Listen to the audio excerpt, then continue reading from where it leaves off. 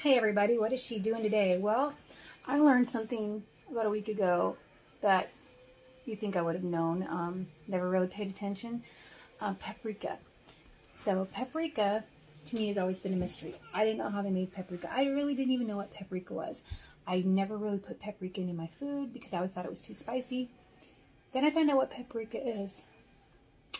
Paprika is just red bell peppers.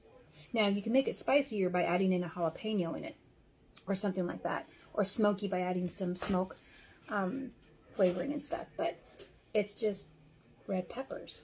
So I started watching a bunch of videos on how to make paprika, and it's super, super easy. So that's what I'm going to do. I'm going to be making paprika. So the first part of this is we're going to get it all prepped because I'm going to dehydrate these, and it's going to probably take a good 12 hours because you want them completely dry. You want them so they snap, just kind of like those green beans in my other video.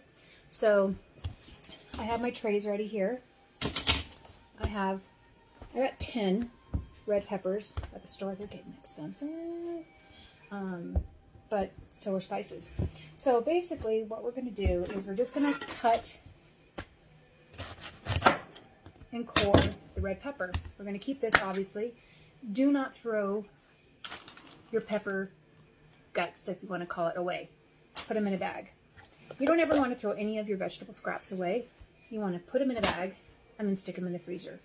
And then after your bag is full, or you have a couple full bags, you want to make your own vegetable broth by putting it on the stove. Put all those scraps in there, and then you boil it and simmer it. You know, you could do it all day for a couple hours on high, whatever. And then you strain it, and you have homemade vegetable broth. You can add salt to it if you want, or whatever kind of seasonings that you want. But here is our pepper. Other people, and I don't know if this works with grocery store peppers.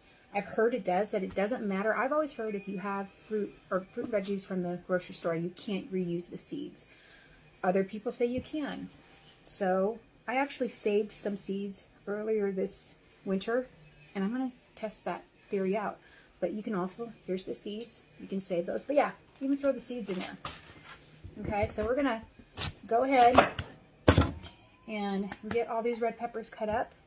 And I just have this really cool thing. I got it on Amazon. I think for like, I got 3 of them for like $7 or $8, maybe $10. And it just holds your bags open. That's a godsend to me. So we're going to do this and pause this, and I will be right back.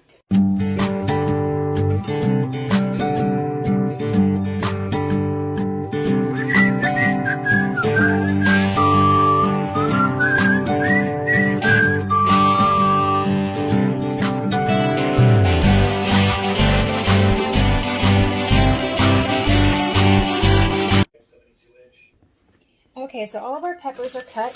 Here are our pepper cuts. That's what we're going to call them. And they are going to go in the freezer. Now, I'll add stuff to this, like onion peels. Yes, the peels of the onions, the butts of the onions where the root base ball is. Everything goes in here. All right? Now, there's people who cut their peppers different ways. Okay? These are going to be dried. So I want to make them fairly thin if I can. About like that. All right. And then I'm just going to lay them out on my tray. And there's people that have a variety of different ways that they cut their peppers. Some people, before they take the ball off, they cut them side to side to side, and then you just have the root thing in the center. I don't like to do that because that, to me, wastes some of the meat on top. You can also, you know, cut them this way. And I guess the term is julienne. I don't have great knife skills, so if people are watching this, it's, you know, this is who I am, and this is what I do. And so again, we're just going to lay these out on a tray. And you're going to want to have enough space in between them so they can dry. You don't want to pile them on top of each other. And so I'm hoping I'll get about 1 pepper per tray. Actually, might get a little bit more. And there's, you know, whatever works for you on how you slice. These are getting a bit thick, so I'm going to have to slow down here.